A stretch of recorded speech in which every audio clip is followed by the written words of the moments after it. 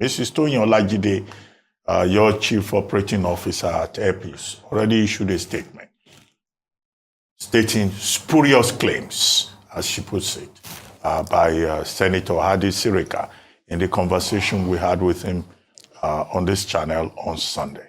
Maybe you want to go back to those spurious claims, as those claims affect Airpeace and the aviation industry generally, where you are a shareholder, with regard to Nigeria Air. Well, it's quite very unfortunate that it ever happened. I'm not here to fight a battle with the ex-minister.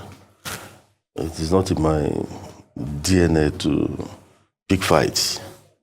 But I must say that it's very shameful for an ex-minister of government, somebody who has been in, like he said, 20 years ago he was in House of Representatives, he was a senator, and in the last 8 years he has been a minister of the Federal Republic of Nigeria, being paid from my tax paying. He supervised my ministry. You expected him to be our chief marketer, so to say. But that hasn't happened in the last 8 years. What you see, I'm not going to sit down here to expose a lot of things for the sake of and love of nation. But I must point out certain things. For an ex-minister of aviation to come out to say indirectly or directly that his airline or an airline he supervised is so incompetent, leased 2 aircraft, paying $500,000 monthly for 18 months, incurring $19 million. And he was saying it, he was peddling falsehood barefacedly. He never blinked. He was speaking as a matter of fact that happened. Imagine the damage this minister had done to the image and reputation of Airpeace with what he has done as an incompetent entity. Meanwhile, he was peddling pure falsehood. How do we now believe every other thing he has said on that day? How do we believe that? So to start with. So now you've come out to debunk what the former Minister of Aviation has said. The first question is, was Airpeace, your organization, or perhaps any local operator, interested in partnering with the Nigerian government for Nigeria Air at any point? Were there any moves made? And what was the outcome? If there was any resistance, why? Why didn't they want to work with local operators despite what he said on air? That was because they lacked capacity. What's the real reason then? I'll give you the history of this whole struggle.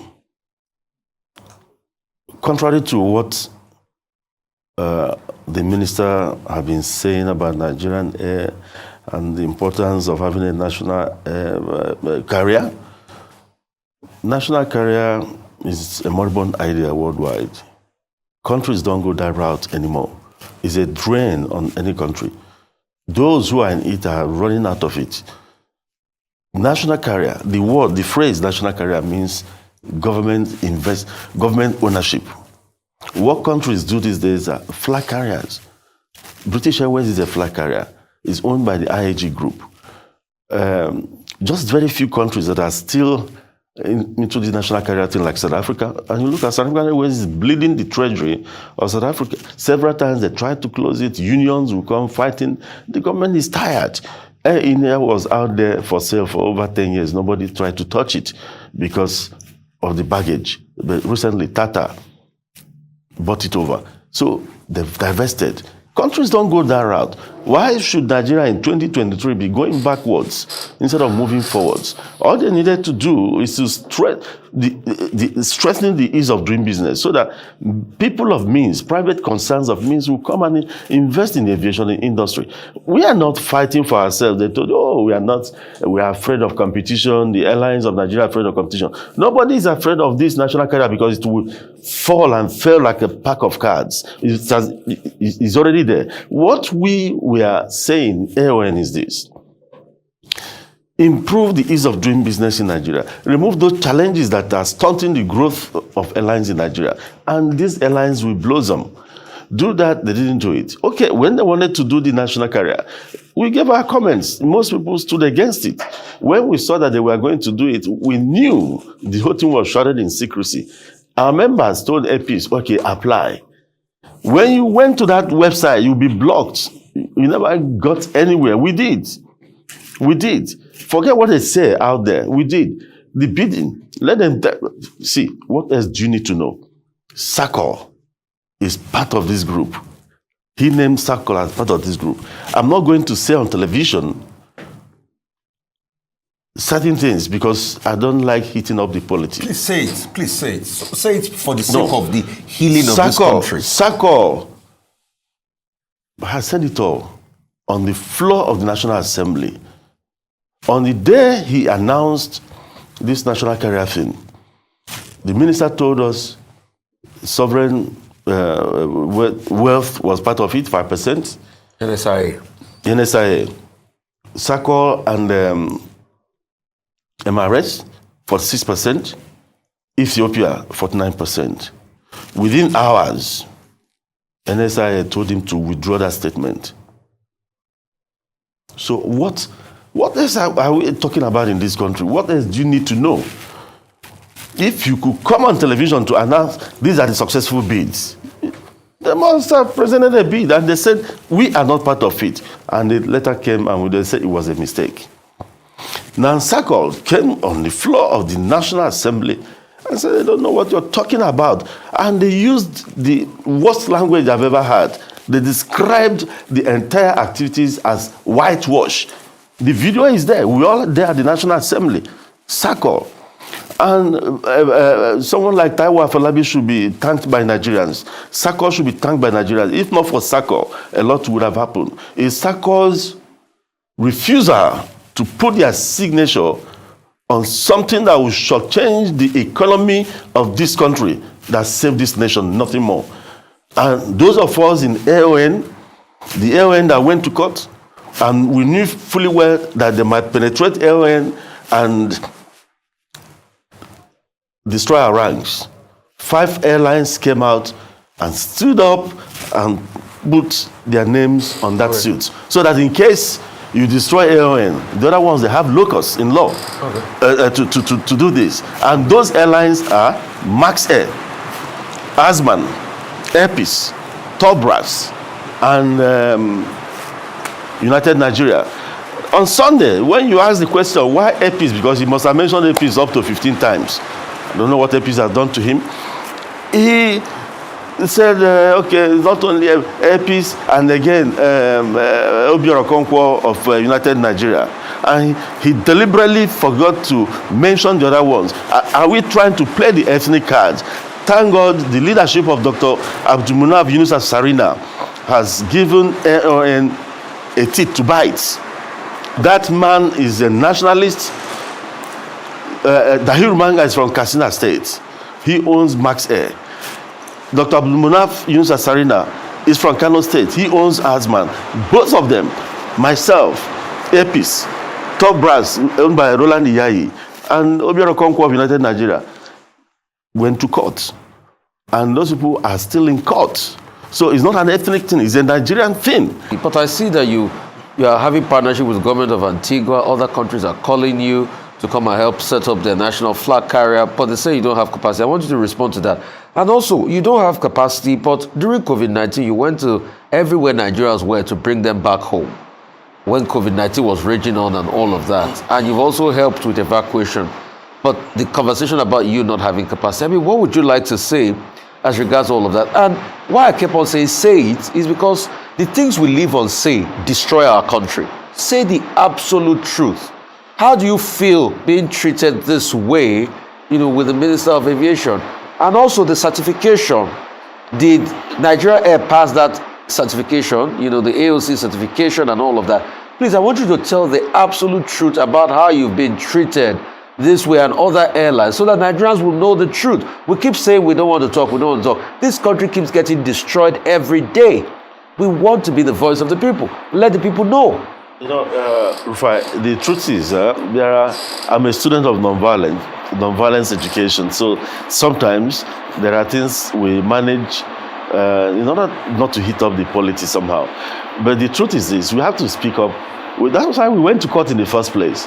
Now, he said we don't have capacity. All those falsehoods were meant to demean the local operators, the indigenous Nigerian airlines, in favor of this charade they've put up with Ethiopia. That's all.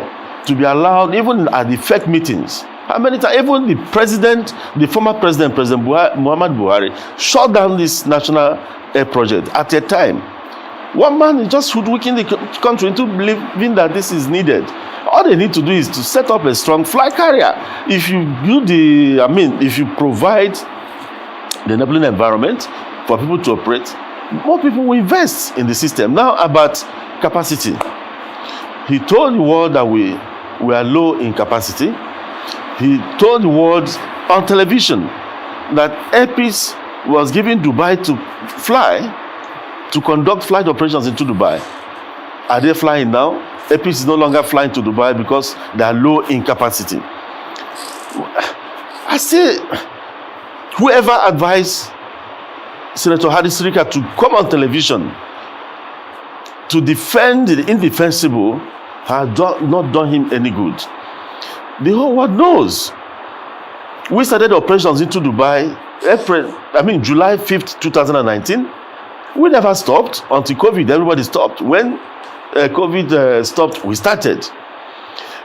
UAE decided, for whatever reason, to complete ban on issuance of visas to Nigeria. Airpeace stopped going to Dubai. Emirates stopped coming to Nigeria. Neither Airpeace nor Emirates is flying this route now. None of them. So why should the Minister of Government barefacedly come on television that have this kind of outreach to the world to spoof falsehood because you want to paint the indigenous operators black and blue? Now, he said Airpeace doesn't have capacity. The same Airpeace, when the entire world shut down during the lockdown in 2020 because of COVID-19, Airpeace went to China on 3 occasions, bringing back Nigerians. That is a 14-15 hours non-stop flight, deploying our 777s to go there to bring Nigerians back to their homeland proudly 3 times. Yet Airpeace doesn't have capacity.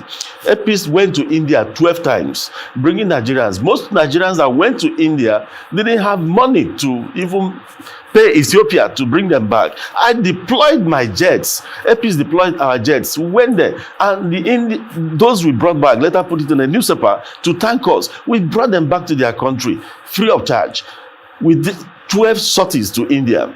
Yet Airpeace doesn't have capacity. Airpeace went to Thailand, brought Nigerians back. Airpeace doesn't have capacity. Airpeace went to Malaysia, brought Nigerians back. Airpeace doesn't have capacity. Airpeace went to Indonesia, brought Nigerians back. They don't have capacity. In Malaysia, Indonesia, Nigerians went to the embassy, almost attacked everybody because they were stranded.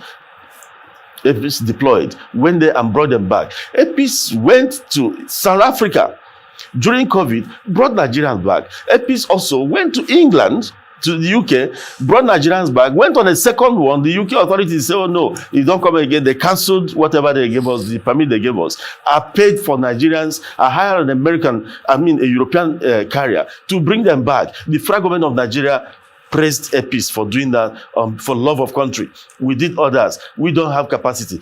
During xenophobic attacks, Nigerians were being killed. Nigerian shops were being raided. Nigerians were being dehumanized in South Africa. I felt bad. He has told some people that it was a public stunt. Which kind of public stunt? This is how I've been. I have to be proud of myself, if not said in this country.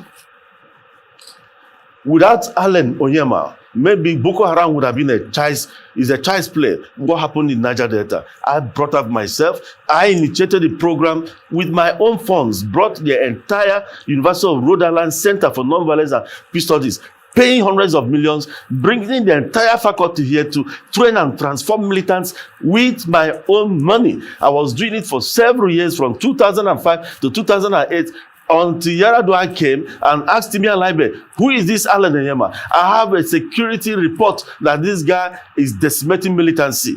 And they brought me. The rest is history today.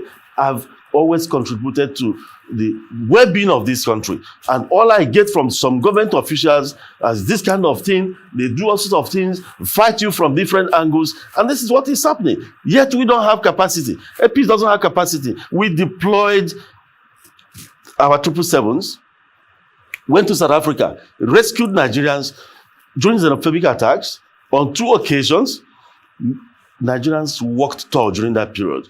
Nigeria as a nation was respected worldwide for what APs did on their behalf. Nigerians felt proud. You needed to see. Why did I break down inside the plane when they arrived? Yes, you saw me crying inside the aircraft. It was because I saw another woman carrying a child, and the woman was praying for me and saying, see, it was an Igbo guy that was carrying, that she lost a child in South Africa, that if you didn't come, maybe I would have died, and that, see, an Igbo guy was helping her to carry the other baby all the way from South Africa. They were all clinging to each other. They were singing national anthem. Nigeria became one. Justice Olotu granted an ex parte application.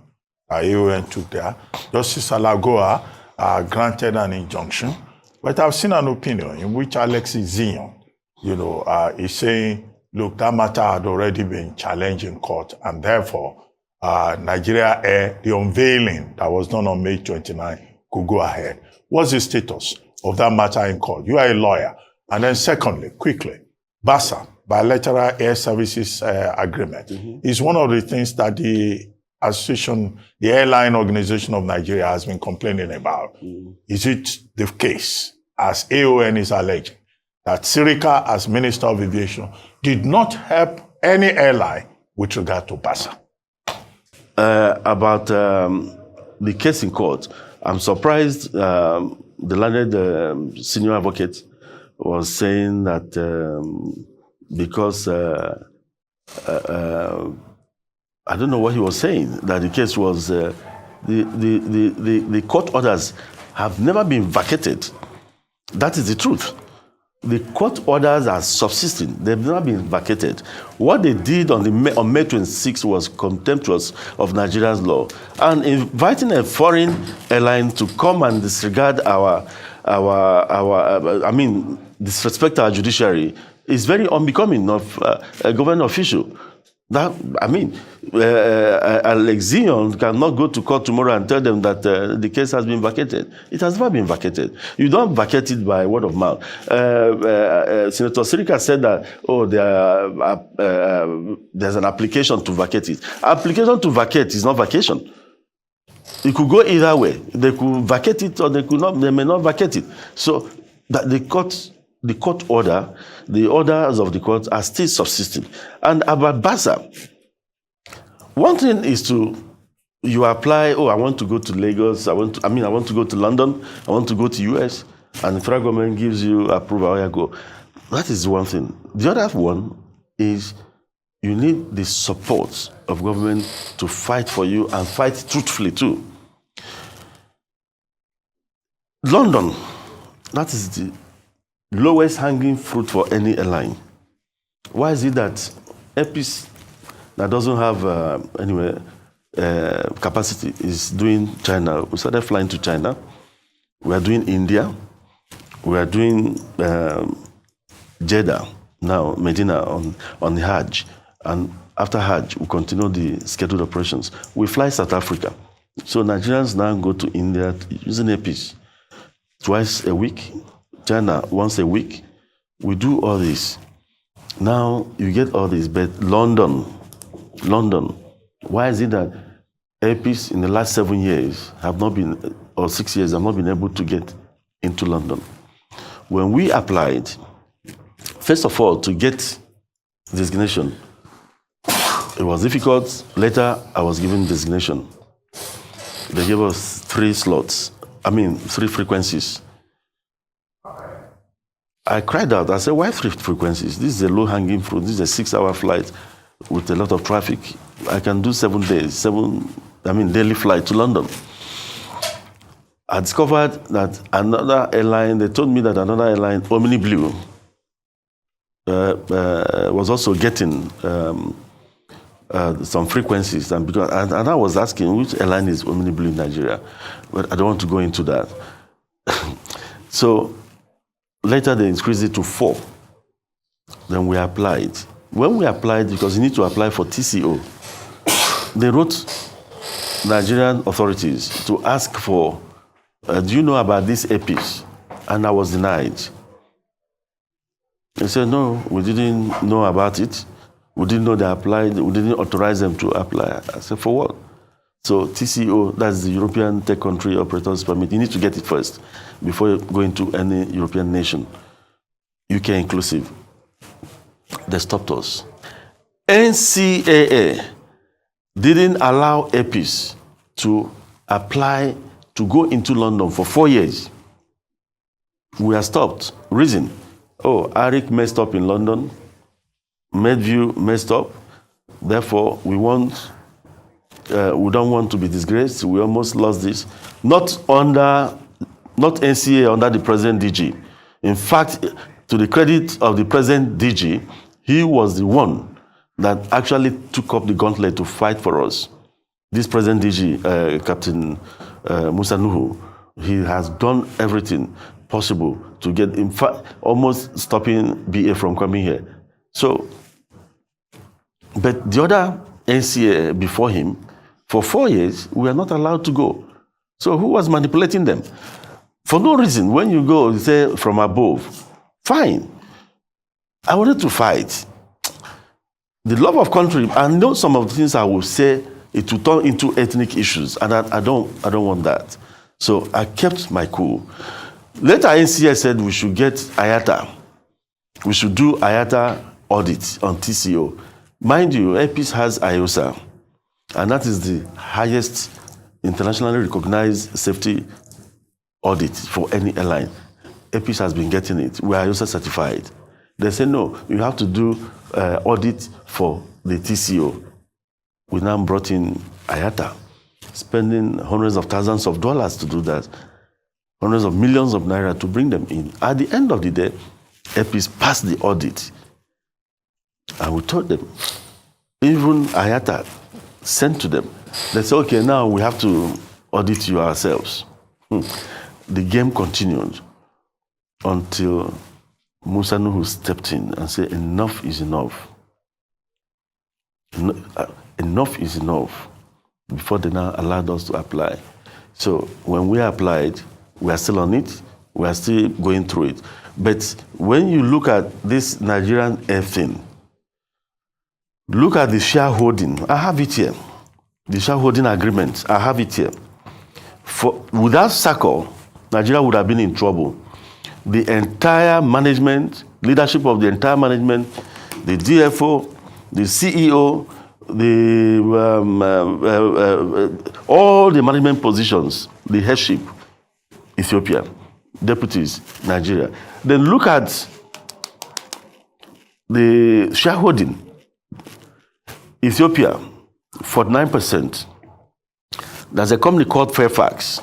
Who is this Fairfax? It's another Ethiopian, owned by an Ethiopian. They are transaction advisors. They are going to get 3%. They are going to get 1.45% of the shareholding capital, which is put at 250 million. Ethiopia will bring 122 million, but not as cash. Rentals. They'll bring what Ethiopia is bringing is only the Nigerian companies that are going to bring money. SACO and MRS. I have it here. The document is with us here. Ethiopia is not bringing a penny into Nigeria. Ethiopia will pay rentals for their own plane. It's written here, black and white. Pay rentals for their own plane for 5 years. So even if they pay the 122,000, APIS alone is worth over $2 billion. as I speak to you, Boeing is in my office now for the delivery of our 737 MAX, which is costing over $1 billion. The E2s from Embraer that we've started receiving is costing about $1 billion. 5 of them have entered Nigeria. Ethiopia is bringing nothing, and they are going to earn 49% of your country's wealth. I call on President Ahmed Bola Tinubu to immediately dissolve this charade called Nigerian Air and start his own thing.